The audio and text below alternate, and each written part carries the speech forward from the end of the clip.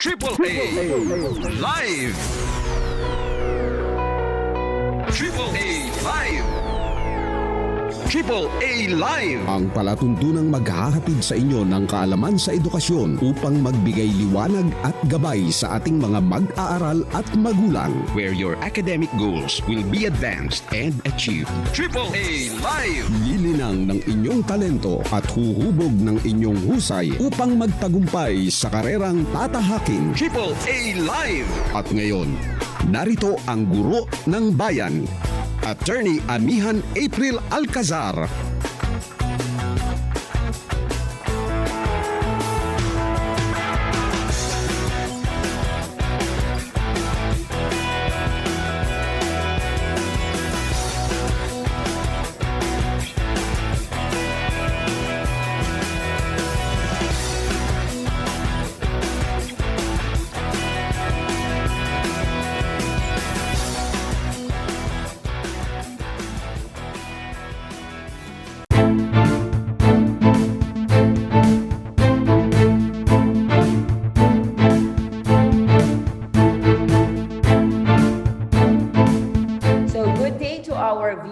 This is AAA Live, where your academic goals are advanced and achieved. So we're airing every Wednesdays from 7 to 8 in the evening. Please view us at Katipunan channel. Join, follow, and like and subscribe to our Facebook and YouTube channels. So this is Attorney AMIHAN April M. ALCAZAR, PhD, and I'm your host for today. So we are joined live now by Mr. Robert Kennedy. So he's for the Water Resource Management of Tetratech. So good day to you, Robert. Maybe you can give our viewers some greetings for our discussion today. Yes, April. Let's see. Magandang umaga. How did that come off? Yes. So anyway, good morning. Thank you so much, Robert. Of course, Robert. Good morning from Tennessee. Yes, has had the experience of visiting our country, and we look forward to you returning again, Robert. Of course, he travels all around the world where it's surrounded by water, as we are in the Philippines, correct? Yes, I've not been to the Philippines, actually. My colleagues have been to the Philippines. I've been to the closest I've been is Indonesia. Also surrounded by water. East Africa, close to water. And I work in the desert Southwest with the Navajo Nation, the desert Southwest of America, where there's no water at all. Yes. So I hope Surrounded that by you dust, will be able to swim to the Philippines very soon. Yeah. Okay. So anyway, another. maybe you can tell us a little bit, really, not just about your interest in water, but how and when you were a young person, what sort of interest did you have, and what led you to pursue the field of study that you are currently have studied and pursuing? Well, my path was not direct. Yes, and not from A to B. No, it's when I was a very young person, the first thing I was really interested at age 5 was art. Yes. And, I drew with pencils and pen and ink at 5 years old.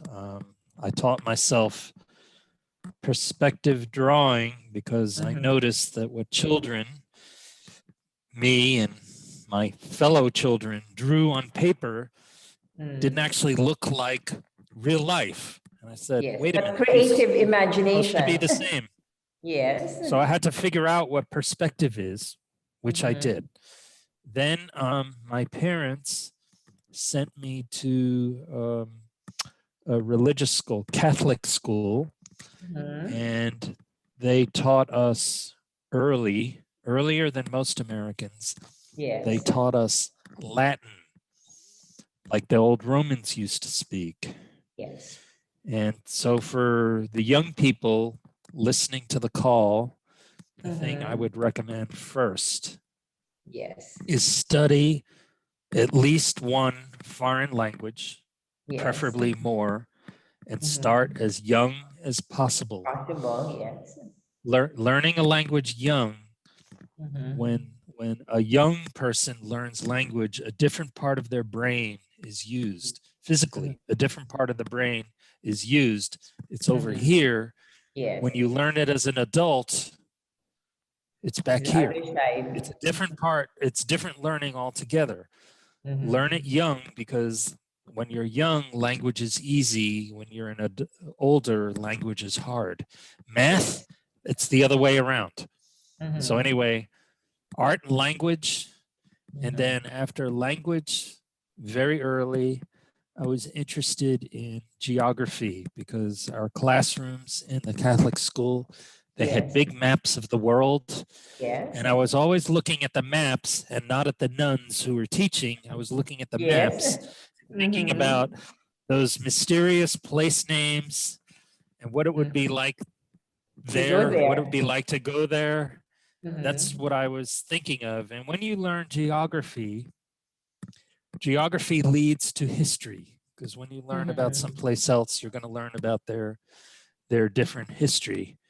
And then math can come after that when your brain is more ready for it. So those are the things I started with: art, language, geography, history, math. Notice that none of that is engineering, which is what I do now. Yes, but exactly. That base prepared me to be a creative engineer, and creativity is important in an engineer. On a prosaic level, being a creative engineer will assure that you always have a job. Yes. You know, always having a job is important. Now, you asked about field of study. Yes. Well, I didn't have a field of study. I had five. Five before fields I of study. Yeah, I went, it took me a long time to figure out what I wanted to do in life.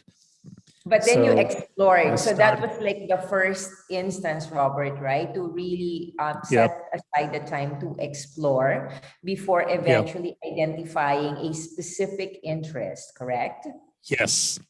Yes, and I believe, if you have the luxury, and it is a luxury, but if this is available, that the purpose of an undergraduate education is to be exposed to everything. Take as many different classes as possible and touch everything a little bit, and thereby you hopefully you will know what it is that where your gift is. And the gift is important. Everybody has a gift. Yes. Most people don't know what that gift is. And I've always said the hardest thing in life is to know what you want to do. That's the hardest thing, to figure it out. Some people are lucky and they know from a very early age, I want to be an astronaut. I want to be a fireman. I want to be a lawyer. I want to, they know. Most people, they're not so lucky. They have to figure it out. So in undergraduate education, touch everything. You'll figure out what you like. Yes. And what you're good at. And those aren't always the same thing. So hopefully, if you touch a lot of things, you'll find something that you both like and you're good at. And if I can skip ahead to the end, it's important to find your gift, because in the world that's coming, what you're going to be selling is your time at exercising a gift. If you do something, if you work in some field where you're just average, you're probably not going to keep that job for your whole life. But if you find the one or three things the one thing that you're uniquely good at, that you can sell forever and stay employed. Yes. So I So, think what you were summarizing is one is exploration. So that's what you were talking about, touching on the different fields, if at all possible, a person had that luxury. Then pinpoint the interest. As you said, it may be one or two that you feel very strongly. And finally, to find that gift or aptitude or skill that is uniquely our own. So can you tell us the kind of experiential learning and career trajectory that you underwent with this sequence of events that you undertook in a nutshell? oh, a nutshell. How much time do we have, by the way? Oh, well, I hope not the whole day, Robert. Okay. Okay. Um, so also when I was young, Mm-hmm. I began traveling in Yes. my mid-teens when I Mm-hmm. was age 15 or so. Mm-hmm. Nowadays, for young people, Yes. especially in the developed world, it's very common to travel. But when I was in my teens, it was pretty unusual to go a great distance from home. Yes. But Mm-hmm. when I traveled the first time, Yes. it was like being infected. I mean, the travel bug bit With you. hard, and I Very traveled hard. a lot, as often as I could, everywhere I could. Yes. I was traveling overseas before I was 18, Mm-hmm. and living in other countries and learning other languages. And again, we come back to languages. Yes. Now you ask, so you already asked about field of study, but you asked Yes. about career. Yes. Well, again, I didn't have a career. Yes. I've had 4 Yes. So already, and I'm careers. starting my 5th. Yes. I'm Right starting now. my 5th career now because of Yeah. because of the pandemic, Mm-hmm. preparing for this new career, which involves space. Yes. A little early, but Okay. so I'm going to have 5 careers before I Mm-hmm. die. And Okay. Not the I sixth one? think, well, no, I don't imagine that, but who knows? Who knows what the future will Exactly, bring? right? Yes. The idea that our parents grew up with of lifetime employment for Yes. It's no a longer single with us. company or Yes. a single government agency or that's gone. In the developed world, that's just leaving. That doesn't exist anymore. Anymore, In the yes. developing world, I'm not sure it ever did exist. Exactly. So what? Very So volatile. one has to be flexible and Mm-hmm. ready for anything. And Mm-hmm. how do you get flexible and ready for anything? Mm-hmm. You don't begin with a narrow technical subject. Yes. If you put all your energy into one narrow technical subject, yes, you'll be very good at that one subject. Yes. But if the world changes, you Yes. have nothing because you're just prepared for one thing.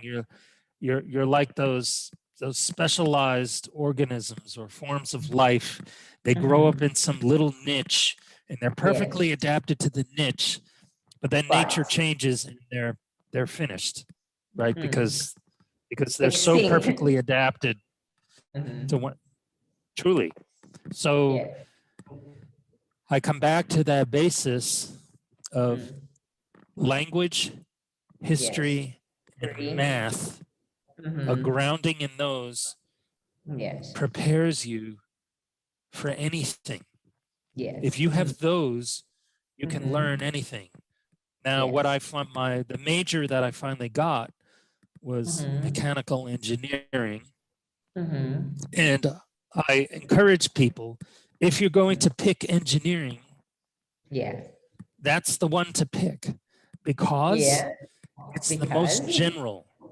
It's the most Okay. general. Yes. Everyone Mm-hmm. says, everyone agrees that mechanical engineering is the most general because mechanical engineering has a little bit of everything. And every other kind of engineering is actually a specialty Of coming from mechanical. mechanical. So do mechanical, because if you have this grounding in liberal arts as a young person and then say mechanical engineering in college, Yes. you can then, if you have to, take another degree or another field of study in anything. You'll be ready. Okay. For it. And Correct. engineers, it's good to have an engineering degree and an engineering license, because no matter how crazy the world economy gets, an engineer will always have a job. Yes, there always has to be something that needs working on. Yeah. Right, definitely. So even if they can't pay you in money, but maybe, chickens, at least you're getting paid something, because you can do something with your hands and with your mind. You can do it. So anyway, that's my opinion. Yes, okay, yes, Okay. and your advice. So now, can you please specifically, let's discuss about this interest now, about water resource, because as we've mentioned, that is going to be the next big problem, if not already a big problem that we're having in the planet Earth, because it's not as if we don't have unlimited sea. It is all over us.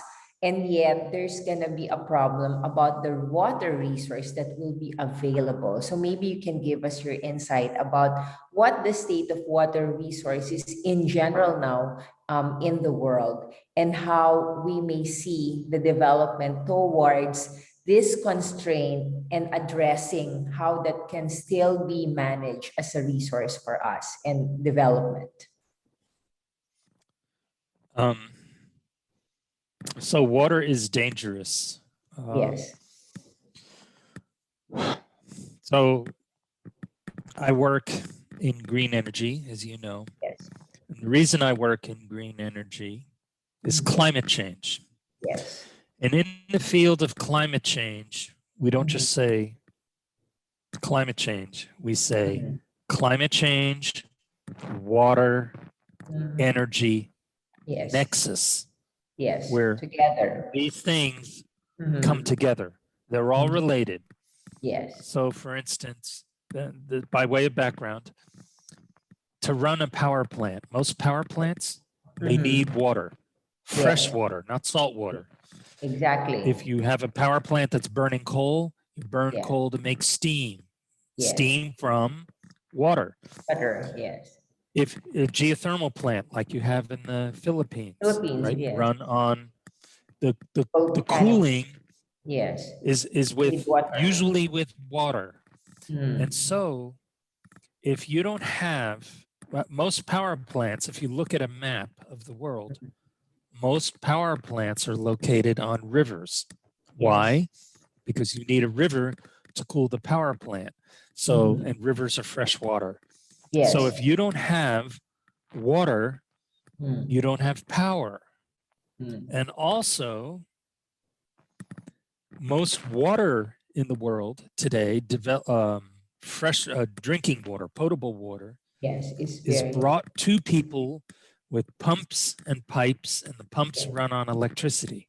Exactly. So before I just said, if you don't have water, you don't have power. And if you don't have power, you don't have water, at least 99% of the people. And if you don't have power and don't have water, then human beings have to go back to that 10,000-year-old practice of finding a river and putting a bucket of water on their heads and getting it. And that's all they have time to do in a day. So power is what makes modern civilization possible. Now connected with all this, because of our energy habits, we have climate change now. Yes. We've changed the atmosphere. And Professor ALCAZAR, you've seen the news from the Pacific Northwest last week? Yes. Crazy heat. Yes. It was in British Columbia, it was 50 degrees centigrade. Yes, and it's 50 supposed degrees to, centigrade. yes, And it's going to happen exactly. again. It's like It's a the drought, right? It's In the that part of the highest world, temperature right? Yeah. Mm. ever recorded above the, hang on a second, here's my globe. Yes. So, British Columbia is on the northwest. which is here. Yes. The Humboldt Current is a very cold current in the Pacific Ocean. It goes along Yes. here. It's so cold, you cannot swim in it. If you stick your foot in Yes. it, it will almost freeze. It's painful. Yes. So this part should be very cool, very pleasant, and usually it is. But last week, it was Yes. 50 degrees centigrade Yes. here in the north, not the south, the north. Yes. It's Exactly. crazy. 500 people died from the heat. Yes. And this is the 45th parallel of latitude. Yes. That temperature, 50 degrees centigrade, Yes. is the highest temperature Ever recorded above the 45th parallel anywhere on Earth at any Yes. time. And that was set last week. So the climate, you know, we have this big political argument in this country. About whether climate change exists. Is even, yeah, right? And here you have Yes. Mother Nature telling us, you know, she's hitting us on the head. It you know, does like, exist. Yes. like the nuns used to do, hitting me with a stick when I wasn't, when my writing wasn't good. And Exactly. Mother Nature is saying, this is happening. So energy and water and climate change, they're all related. So if you're going to work in one, you have to know something about all three. Yes, exactly. And that's, so I became interested in climate change about, well, over 20 years ago. I mean, I knew it was coming, and I've been working in that area since 2000. I've been writing papers, and in 2007 I started working, you know, as a consulting engineer in this area. And so I knew the climate change in energy and water are related. And about water in particular, you know, power is nice. It gives us this computer right here and the lights overhead and things working. But having a glass of clean water versus dirty water is the difference between life and death. So I always tell people, you know, electricity is civilization, but water is life. Life, yes. It's as simple as that. And most of the diseases of humanity exist in the water. You get them from the water. So clean water is really important. So all these things, these three things, have to be working together. You have to have an energy system, and you have to have a water system, and you have to operate these systems in accordance with protecting the climate. That's a future contribution. So that's what I work in. You don't work on energy without considering water, or vice versa.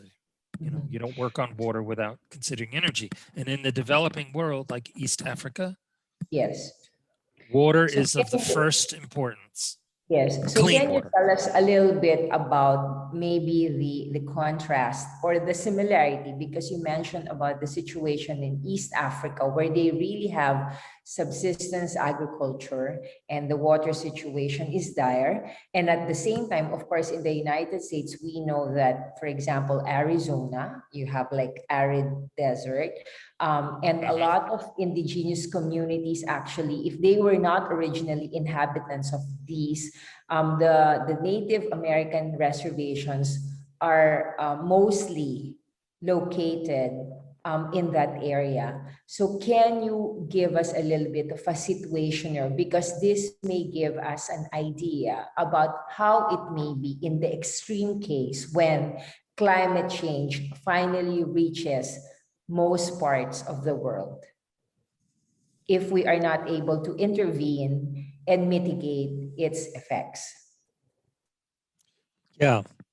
So I meant to say when I showed you the picture of the globe, Exactly. Yeah. the really dangerous thing about climate change, it's not the high temperature. Yes. And I have to say, I prefer the expression climate change to global warming, Okay. because believe it or not, some places in the world are actually going to get colder. Colder, yes. So Some not place, warmer, but colder, yes. like Northern Europe, Mm-hmm. because, you know, again, the globe, With the globe, this yes. is by way of background, Professor. Yes. We have this thing called the Gulf Stream that goes from the Gulf of Mexico up to Okay. around Greenland, Yes. circulates near the British Isles and northern and France, and then comes back to Yes. complete this loop. Yes. When Greenland melts, Then, this of loop course, will yes. stop. Exactly. Then suddenly, notice That it will be flooded. notice where the British Isles are. The latitude of the British Isles is the same as Labrador, Canada. Yes. Labrador. Labrador is so cold, Labrador doesn't even have trees. Yes, so it's cold in Labrador. Imagine, yeah. So imagine the British Isle with no trees. Imagine France with no wine grapes, right? This, if the Gulf Stream stops, this will happen. So some places are going to get colder. Now, most places are going to get warmer. But the most important thing to know about climate change is climate will get less predictable. As it is It will becoming get, right now, yes. yes. I mean, who would have predicted 50 degrees centigrade? In Victoria or Vancouver? British Columbia, yes. Yeah. It will get more extreme, which we're already seeing, high, and the extremes will happen more often. And worst of all, for people, it's going to change the patterns. And so in Asia, for instance, if the monsoon pattern changes, the great monsoons, if this changes, or if they even stop, God forbid, stop, this will affect billions of people because that's food. Okay, so that's the background is climate change. If it changes the patterns of rainfall and precipitation, that affects food, and that affects billions of people, and that wars could start over that. Now, getting back to your question about people in East Africa and Native Americans, let me start with the Native Americans, actually. And so before the Europeans came to North America, you know, Native Americans have been here 15,000 years, maybe even more. Now, the peoples in the Southwest whom you are going to meet, they're relatively recent arrivals. They came from other places in North America and they ended in the Southwest. Before they were in the Southwest, there were other peoples living in the Southwest who are gone. Okay. Those the other people, like, yeah. well, that was in the Southeast, and they were killed by European diseases mostly. But in the Southwest, they were killed by climate change that happened hundreds of years before the Europeans showed up. The climate changed as it is changing now, and the Southwest got hotter and drier, and their agriculture collapsed, and the people disappeared, and only their houses are left behind. These are the ones we call the Pueblo people. Yes. And their societies collapsed so badly that at the end, people were, you know, their agriculture collapsed, the water disappeared. And at the end, people were building homes of stone high on a cliff Yes.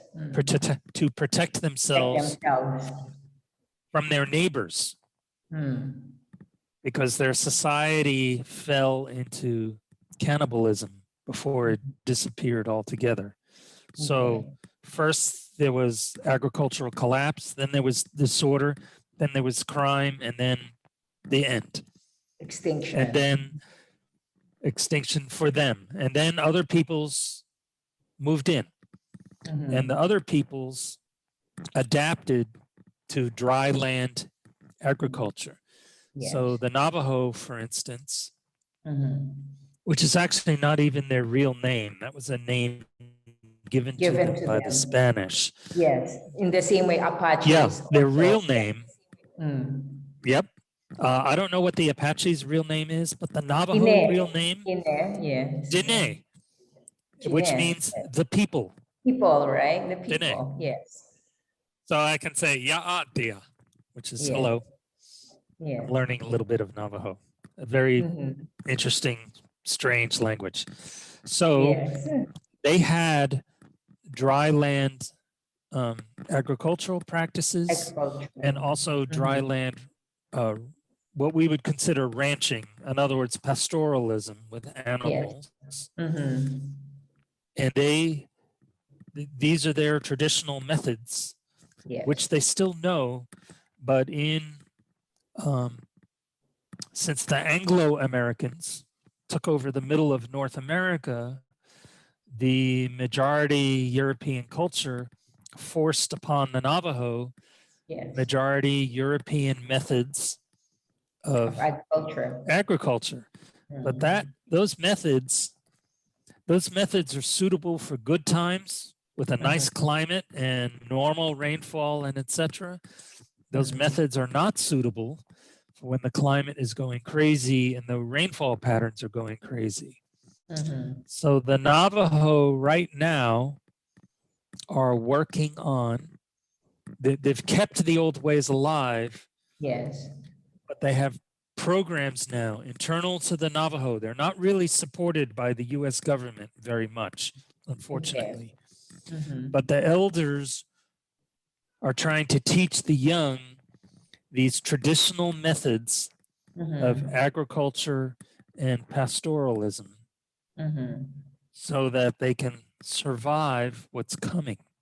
And as I say, the US government really isn't on board. I mean, in my opinion, they should be, but you know, there's a lot of things that I think should happen and don't. Anyway, the Navajo are working on this. Now, East Africa is a somewhat different story. Let me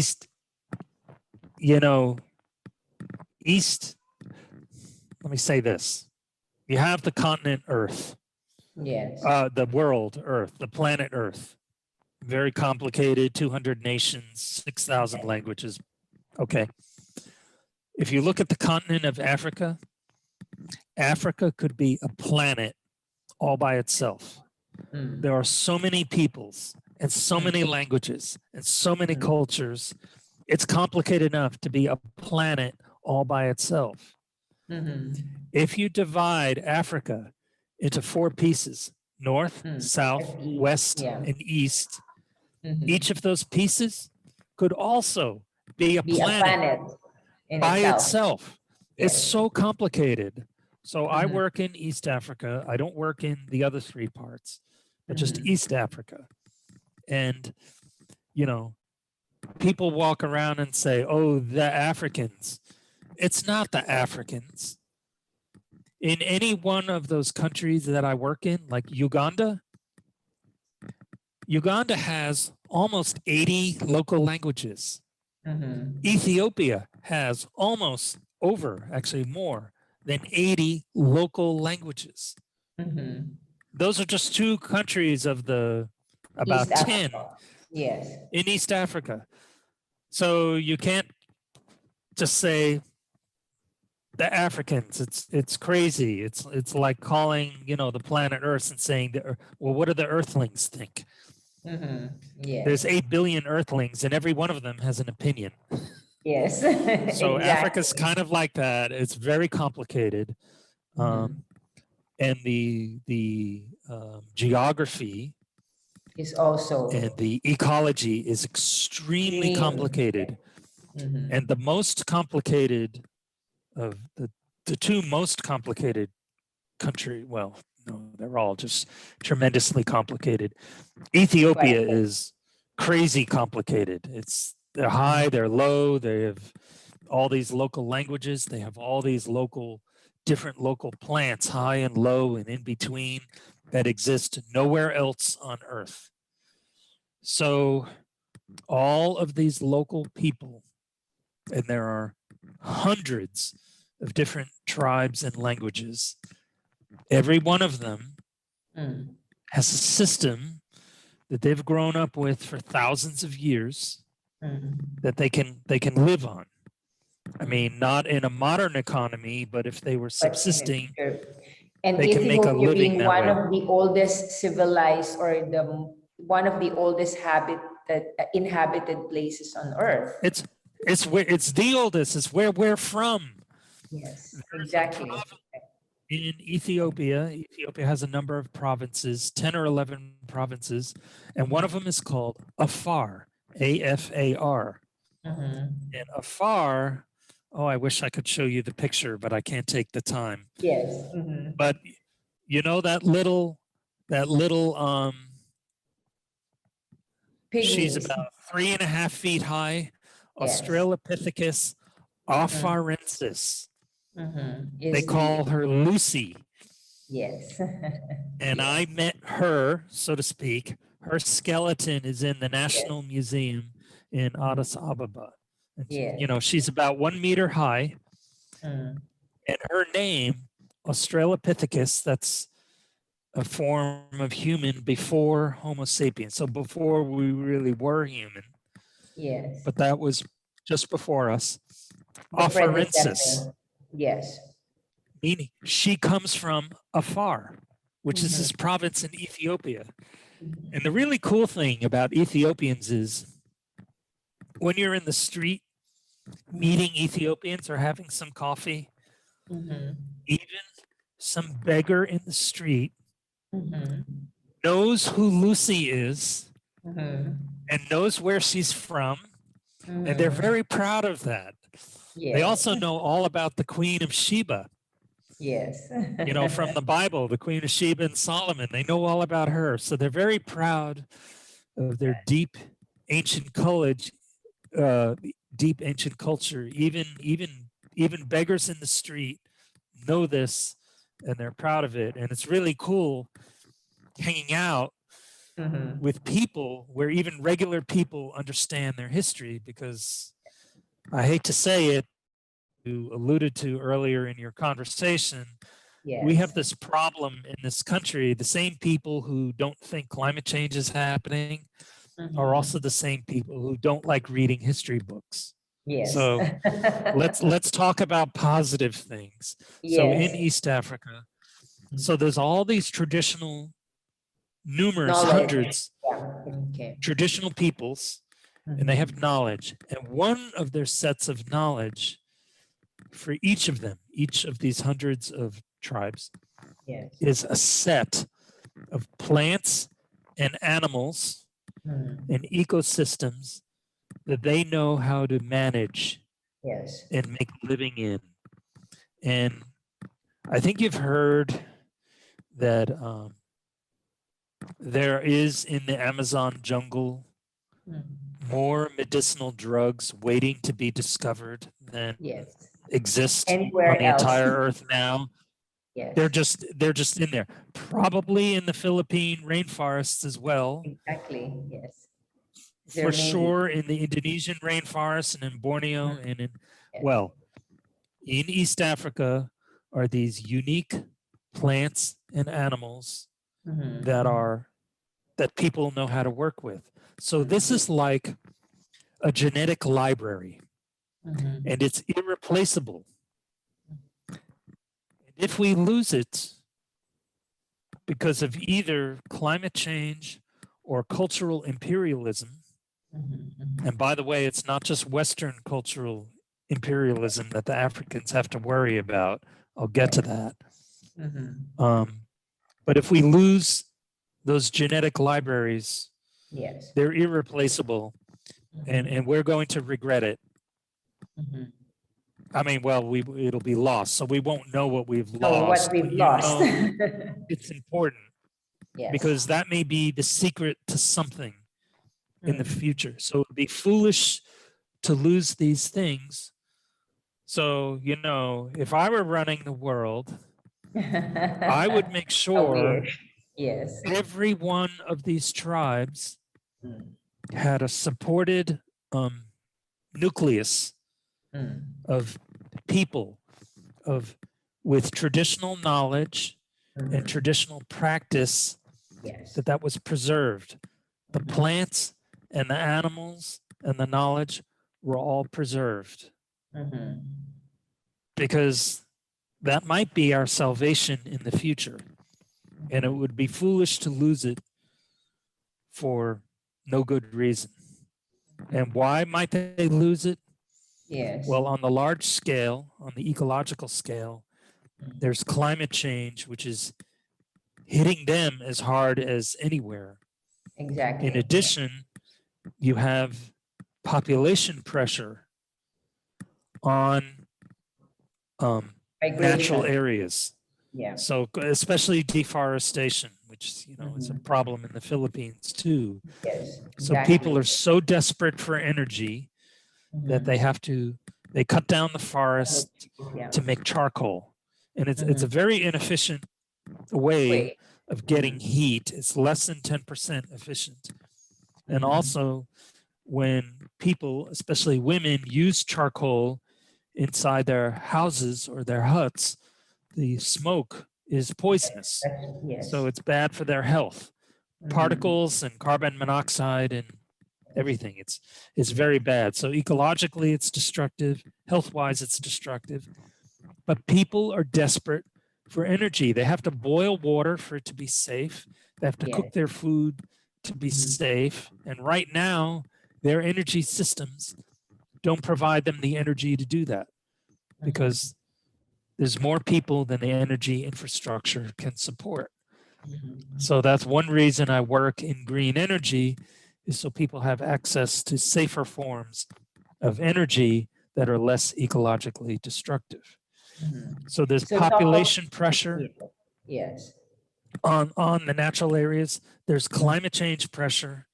And then finally, there's international business. Yes. And there's basically two kinds that are worrisome. It's the Western kind, Europe and America, big corporations, you know, well, we do things this way. This is where the money is, and people go to where the money is. And then there's also Chinese international business pressure. So the Chinese are in East Africa, all up and down the coast of East Africa in large numbers, and they're turning East Africa into a resource province for China. And so this, you know, the Chinese are not too concerned about ecology. They're concerned about development and security. And so this is a big problem too. So all these pressures in East Africa, which is one of the most richest biodiverse areas on the entire planet Earth, is really under threat from all these changes, from climate change and population pressure, and the international community going in there and imposing their ways. You could call it cultural imperialism. That's what it's sometimes called, and not letting the locals teach them what the locals know. Mhm. So So because we've had this that was a common long advocacy. answer. Yes, but we've had this common advocacy, Robert, definitely about green energy sources and also about this protection of the environment and the ecology, as you were talking about. And now there's a lot of, well, movement and action towards space development and exploration. Okay, so how then Yes. would you relate that? Because if we are on Earth, there's a lot of, we have to say it's neo-colonialism, neo-imperialism, in fact, and depletion of natural resources. And they feel that they need to go to space in order to actually get the resource that we will eventually have, which is energy, as you were saying, right? So how then do you relate all of these developments that are currently happening, and what kind of intervention or mitigation should we actually do, those who are in the green energy fields currently? I am very much interested in space, as you know. However, Yes. I will say this. We Mhm. do not have, humanity does not have to go into space to solve its resource crisis. No way. Mhm. It's not, Mm. it would be nice to go. We should go for the But long-term future. But yes. technically speaking, it's not necessary now. Because if you calculate Mhm. The biodiversity. well, let's talk about energy. Yes. The human race, the entire, all 8 billion of us right now use 600 exajoules of energy per year. That's everything. This is actually the slide. That's all the oil, all the coal, the nuclear Everything, yeah. power, hydropower, the wind, the biomass, the solar power, even burning poops. Okay. If you include all of that, Biofuels, yeah. That's yeah, already, it's yeah. 600 exajoules. An exajoule is 10 to the 18th joules. So that's a really big unit. Big number, 10 yeah. to the 18th joules, 1 times 10 to the 18th joules is about 200 hydrogen bombs. Okay. So an Okay. exajoule is a really, really big unit of energy. Yes, And we it use is. 600 of those every year. Every year. Everybody, all nations, all people. Yeah. However, if you What look can we actually at the produce amount of sunlight, that just we the get? sunlight hitting Earth, the amount of sunlight that hits Earth in 1 hour is equal to what the entire human race uses in 1 year. 1 hour, Okay. 1 year. 1 year. That's a 10,000 to 1 difference. There are 8,766 hours in a year. So that means from the sun, Alone. we are getting, yes. In fact, it is our biggest source of energy by far. After all, it is sun power that created the coal that's in the ground. It is sun power that created the oil that's in the ground. It is sun power that causes water to evaporate and then fall as rain, which drives the hydro cycle, which we have hydroelectricity plants. So we get 10,000 times as much energy from the sun as we use As we require, yeah. on Earth. Yeah. So there's plenty of room for us to make more solar panels and more solar hot water collectors and get this energy with zero environmental impact. We could get everything from the sun. Now let's talk about the field that I work in also. So I work in solar. That's what I do for the Navajo. Yes. And I work in geothermal. Yes, exactly. Geothermal, there's enough heat energy. And you know, Philippines is like One of the geothermal one of the regions. world's top 3 countries for geothermal power. I mean, you have the best resource. In East Volcanoes. Africa, Yes. right? Your whole island, your whole archipelago is just a bunch of volcanoes, right? In East Exactly. Africa, One just erupted last week. I heard. Yes. So in East Africa, they don't have volcanoes. Mhm. What they have in East Africa is that the earth is splitting, Mm. that the earth is breaking open like it is on the west coast of the United States with California is separating Yes. from the Yeah. rest of North America. Well, the The same fault. thing is happening in East Africa. Mm. The top part of Africa, North Africa and West Africa, is breaking away. Well, I should say the bottom part, South Africa and East Africa, Africa is are breaking breaking. away from the North and the West. And 30 million years from now, there's going to be a great big ocean the size of the Indian Ocean between the two pieces. That's how fast they're moving. Now, whenever the Earth opens, Mm. as you know, heat comes out. Comes out. Yes. So in the Philippines, the Earth is coming together and you have all Yeah. these volcanoes. In Exactly. Africa, the Earth is coming apart, Right. Yes. still heat's coming out. So Yeah. they have loads and loads and loads of possible, geothermal yeah. energy, Mm. tens of thousands of megawatts Mhm. if they wanted to, Develop. collect it and use it. Mm. And in Kenya, they're doing a very good job of this. Mhm. Kenya Mhm. is doing an excellent job. So Mhm. if you look at the geothermal energy on all of planet Earth, the amount of geothermal energy that comes out in volcanoes like in Iceland or Mhm. Chile or in the Yeah. Philippines, Japan, Yes. if you add all that up, that amount of geothermal energy is Mm. equal To what 1-to-1 to what the whole human race uses. Mm. But remember, the sun is still Still 10,000 there, times yes. bigger, Mhm. 10,000 times more than geothermal energy.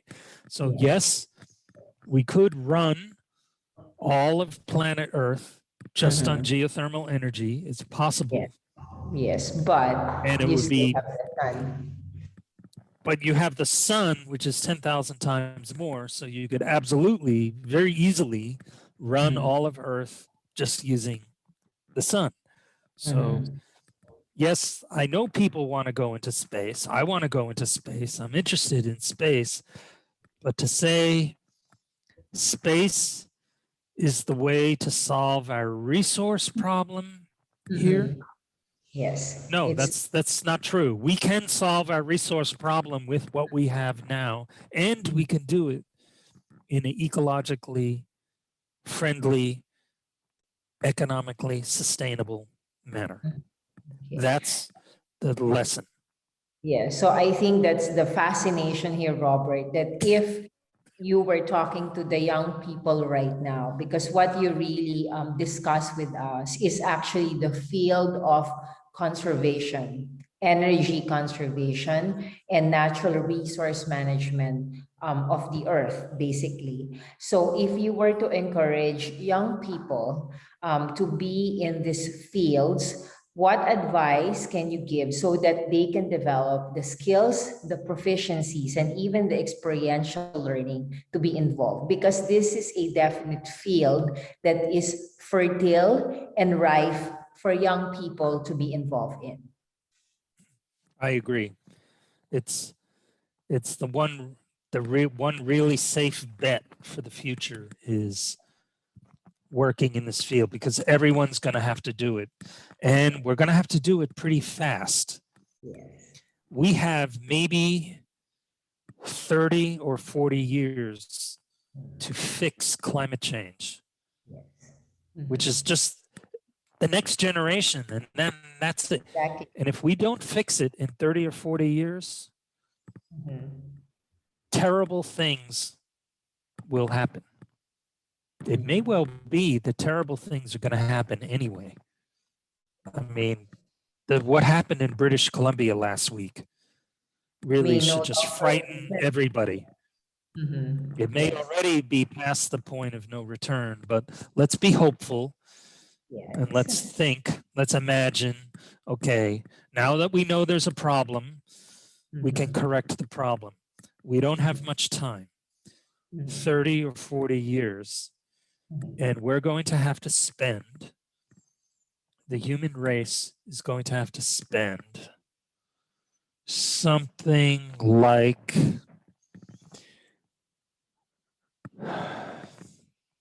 $50, maybe even $100 trillion. So 10 to the 14th dollars.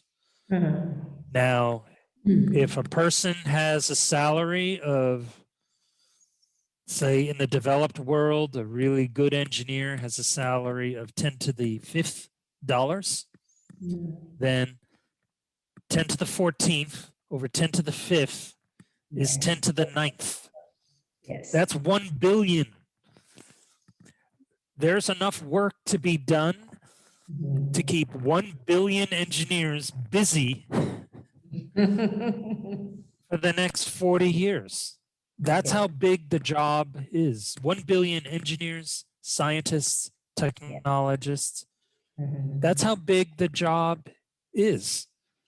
So absolutely, any young person who has some scientific skill or math skill should be looking to go into green energy. And how do you learn about green energy? Well,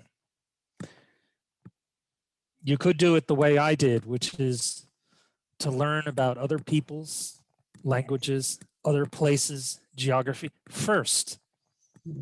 Then that will get you excited about, when you're a very young person, that will get you excited about what's happening in the whole world. And then, you can start as a young person taking as much science as possible, as much math as possible, as much language as possible. And then you notice I never said engineering. Yes, exactly. Yes. These are the basics. It doesn't have to be engineering. But if you take those things, history and language, geography, and math, and science, you'll be ready to work in this area, which there are 1 billion jobs waiting. If we're going to survive, we're going to have to put 1 billion people to work fixing this problem. So with that, Robert, I'm sure our viewers were so enamored with your discussion. Okay. Of course, it is an advocacy that we would like to actually push its sustainable green energy for the world. And so with that, I hope you can give a few words towards this encouragement to all our viewers before we end our discussion, Robert. Sustainable green energy for the world. Well, sustainable means something you can do forever. Yes. Right now, the mode we're in, we cannot do it forever. We're running into the limits of the system and we're using up things faster than they were created. Yes. So sustainability is to change to a system that you can do forever. Sustainability does not mean poor. It does not mean a lack of opportunity. It just means doing something intelligent, doing it in an intelligent way rather than in a wasteful, stupid way. We can, all of us, we can still have a good life with the good things in life, good food and good drink and a life of the mind. Yes. And travel. We can have all that. In fact, the only way we're going to continue to have those things for the future is to change to a sustainable economy. Because if we don't change to a sustainable economy, actually, almost nobody will have those good things in life.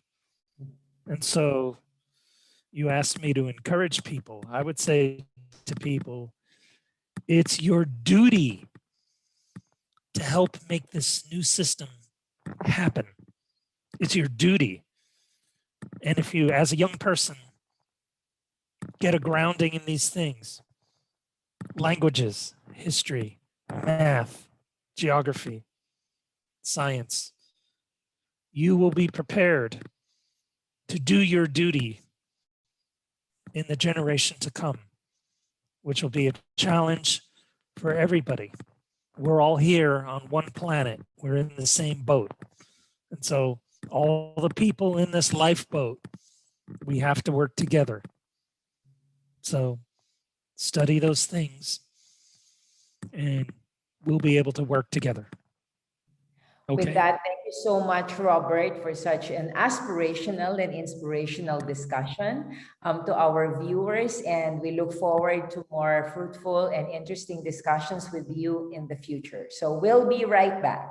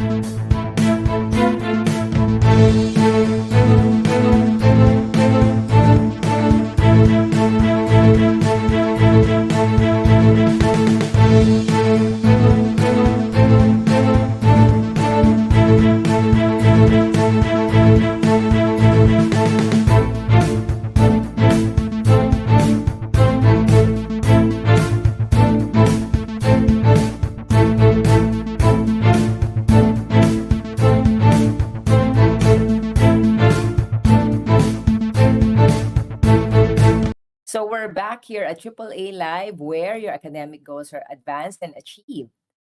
So today I'm joined by Ms. Caroline Ideus. She's the English for Second Language Fellow from the Department of State. Can you give some greetings to our viewers, Caroline? Hi, everybody. Good evening. Yes. Good morning here. Yes, thank you for joining us today. We're so happy to have you with us. So maybe we can really start with your interest as a young person. When and how did you think you developed this interest in the field of study that you eventually pursued, or did you have some other different interest as a young person? That's a good question. When I graduated university, I wanted to study abroad or live abroad, and I looked at different ways, and I got into the Japan exchange and teaching program through the Japanese government, and that was a great way for me to, of course, teach English and live abroad, and also get paid. And so I realized, I realized I really like teaching and interacting with international people. From doing that, then after my time on the JET program, I received my master's of teaching English as a second language, TESOL. Yes. And then I did that in the UK to get different context. And then I came to the US and got a job at UT Martin for about 6 years. Yes. Until the program was suspended.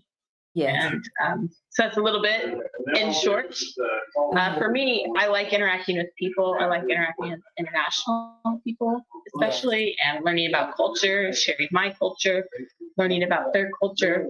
And that's what attracted me to the field of international, working with international students, and now strategic communications. Yeah. So you mentioned about your experiential learning. So what do you think are the skills and proficiencies that young people should develop if they decide that they want to be in your field of either English as a second language or strategic communications? So the skills I think that people should is learning how to ask questions is very important, and listening. Yes. Of course, learning a second language or familiarizing yourself with a second language. I'm not saying you have to be fluent, but enough, familiarizing yourself with a second language is also important. But really, right now, with the U.S. job market, and I think markets around the world, it's about people skills. Because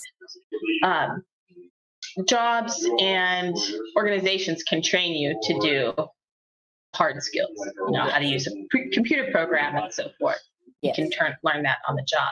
But it's the softer skills that take more personal work and personal reflection, and something that cannot be easily learned like on the job. Yes. So I think when you were talking about like your career trajectory that you've mentioned because of the international experience that you've had. So what's your takeaway in terms of the difference between how you were working in like your home country, the US, and then having that experience also living and studying and working abroad, as you've mentioned, because you mentioned several countries where you had this experience. And now that you are with a program of the Department of State as a representative, of course, of the United States government in studies. So how does that really inform you in terms of like this career trajectory that you've chosen? My experiences working with the international students and more international minded has made me more open to differences and trying to give people more time to explain themselves. And I think that helps a lot, just with interactions with anybody, doesn't matter where you're from.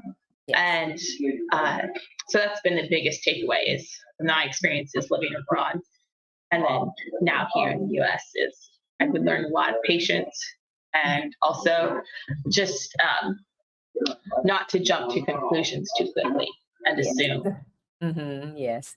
And so if you differentiate the different countries where you've had this experience, what are the similarities that you've mentioned in terms of like the experiences that you had, but also the differences or the surprising thing? Because we also want to do some sharing of knowledge and experiences with our viewers in this case.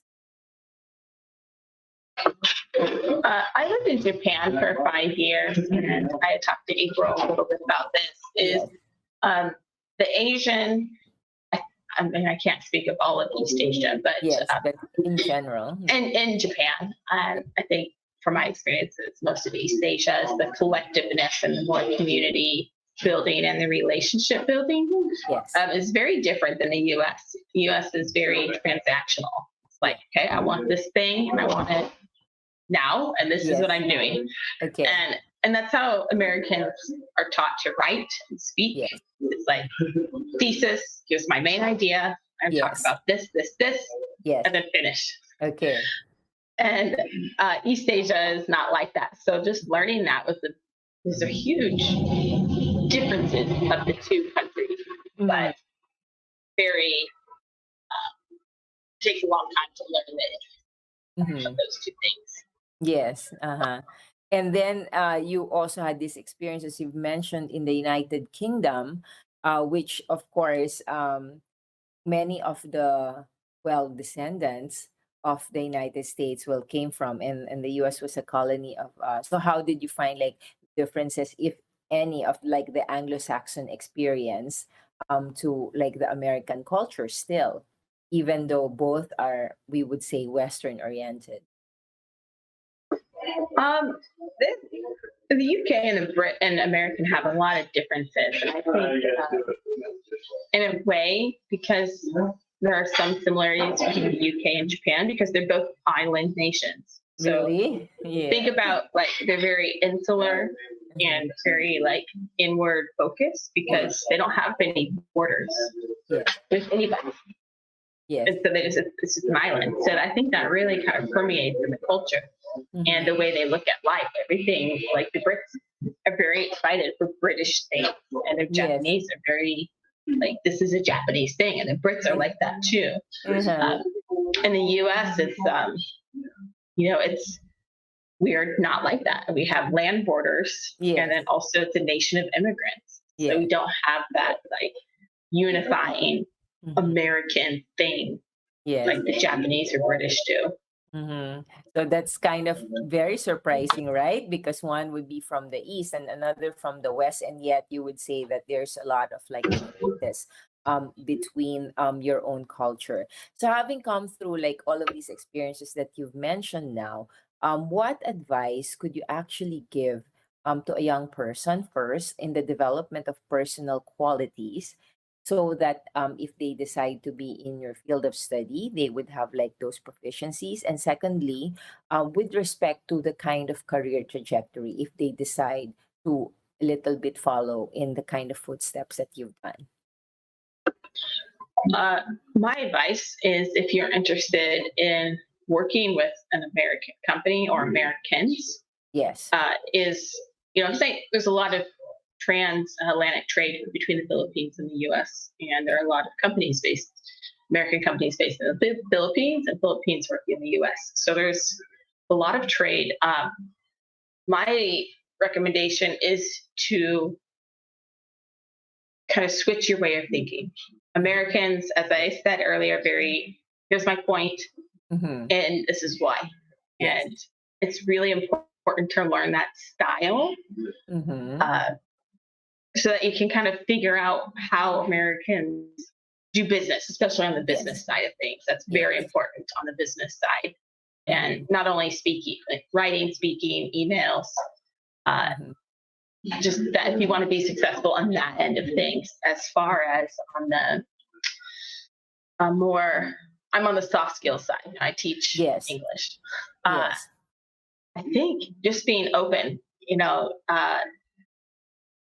the American, for example, for me, I think I'm pretty flexible with time, and my past English language fellowship has been in Kazakhstan. And the way they do things and organize things is a little bit last minute compared to American style. Yes. So it's important to be flexible. That's really important, and not to judge or be mad, because that's just the way it's done. It's nothing you can do about it. And I think it's more stressful if you get stressed about it.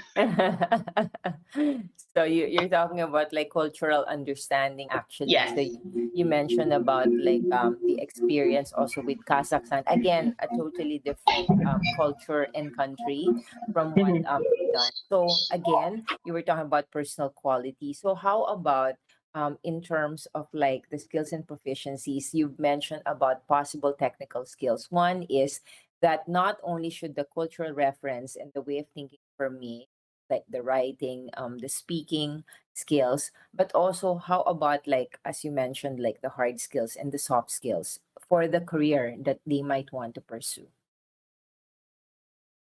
That's tough. I don't know. I mean, hard skills and I think with hard skills, at least in teaching, of course, proficiency in technology and being open to using different platforms and being versatile in different platforms. That's important. As far as teaching goes, I think, of course, a teaching degree or a master's in TESOL, it depends. Every country does have different requirements. Sometimes you don't need an TESOL. A CELTA certificate is appropriate. So I know in Kazakhstan, my colleagues, a CELTA certificate is, I mean, they have masters and PhDs, but the CELTA certificate is still very ideal because of the rigorous training. So it just depends if you are interested in teaching English as a foreign or second language. Yeah. Okay. So lastly, I think, Caroline, because now that you've had this experience of not only teaching English, but specifically because the Department of State has a program called American English. So can you please tell our viewers precisely what is the objective of this program that the U.S. government is actually promoting around the world? American English is a online website that has lots of resources if you are a teacher of English language, or if you are a learner of English language. They have great resources for lesson plans, as well as on the student side, audio and reading materials, and of course, a lot of information about American culture. So I do highly recommend American English website, and also the Department of State, I'm fairly certain, in the Philippines has American Corners, and because of COVID, a lot of the programming has been online, so I highly recommend checking that out. Or you can go to other countries. I've been doing American Corners online activities in Kazakhstan, and I've had people from other countries join too. So, and there's a lot of great online programming with those. And that's the great thing about COVID is you don't have to be there. So if there's a program in a different country, you could just join that online. Yes. So I think there's much that could be said for cultural understanding, being an ambassador of goodwill, and of course, being the teacher that you are. So can you give some few last words to our viewers to encourage them to be involved in your field of strategic communications and also English as a second language? The ambassador of understanding and just global competence. I know right now the world is a little still crazy, even though we've been in the pandemic for over a year. Even if you can't travel, do some of the online webinars. Try to push it a little bit. And the great thing, you can stay at home, but you can really learn some great information, maybe even make some online relationships. I've done that. I've enjoyed that aspect. Do readings about different areas, different cultures, try different language, like Duolingo. You can just try something different. Just really exercise your brain a little bit. Okay. And of course, stay safe and healthy so that we can continue with our online work.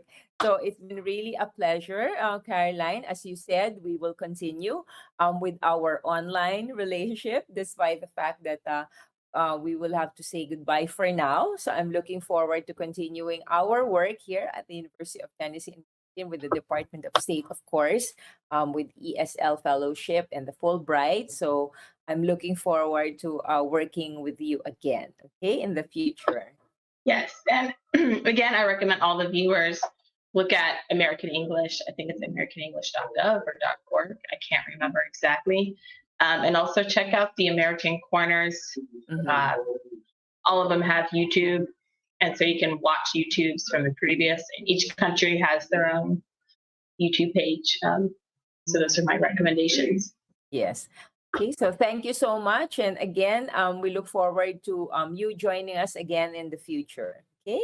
Thank you, Caroline. Thank you, April. Thank you. And I look forward to communicating with you. Yeah, safe travels back home. Okay, thank you. Bye-bye. Bye-bye.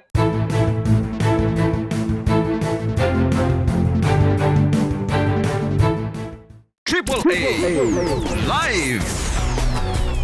Inyong napakinggan si Attorney Amihan April ALCAZAR. AAA Live! Naway kinapulutan ninyo ng impormasyon at kaalaman ang talakayan ng mga ekspertong nakapanayam mula sa iba't ibang larangan ng edukasyon. AAA Live!